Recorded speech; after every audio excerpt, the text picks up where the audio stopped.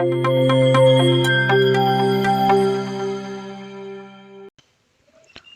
this is Milind, working in pharmacy department of RPIIT Technical and Medical Campus, Bastada, Karnal. In this video, I'm going to explain about immunity. So let's get started. Immunity is the condition your body has when it already knows how to make the antibodies for a specific disease. This is why if you get sick with an illness and fight it off without drugs, you can't get the same illness again. When your T cells show your B cells a pathogen that has been seen before, the B cells immediately start making the correct antibodies. There are two types of immunities. One is active immunity and another one is passive immunity. Active immunity is like your body knows how to make the antibodies. Passive immunity is you receive antibodies from another source, but your body don't doesn't know how to make them.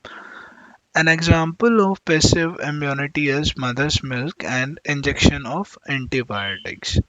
Active immunity.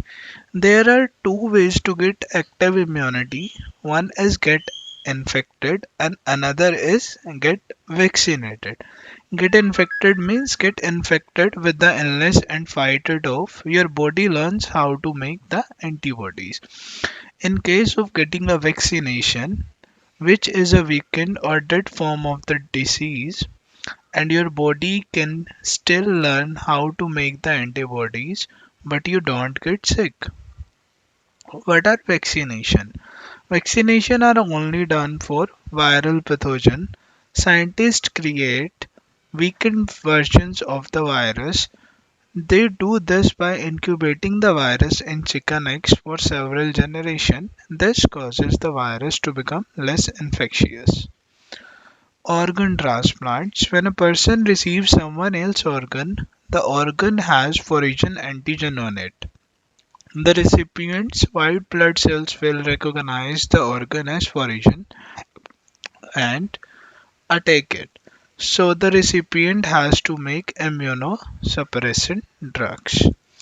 What is passive immunity? Passive immunity is the transfer of active humoral immunity of ready-made antibiotics.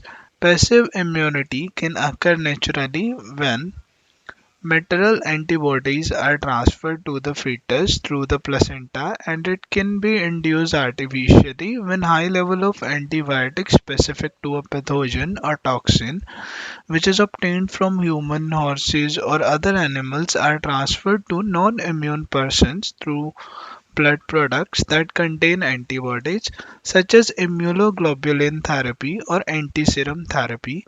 Passive immunization is used when there is a high risk of infection and insufficient time for the body to develop its own immune response or to reduce the symptoms of ongoing or immunosuppressive diseases.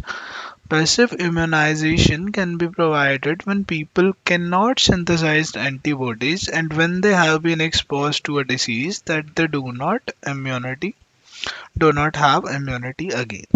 So that's all about immunity. Please do like and subscribe our YouTube channel RPIIT Academic.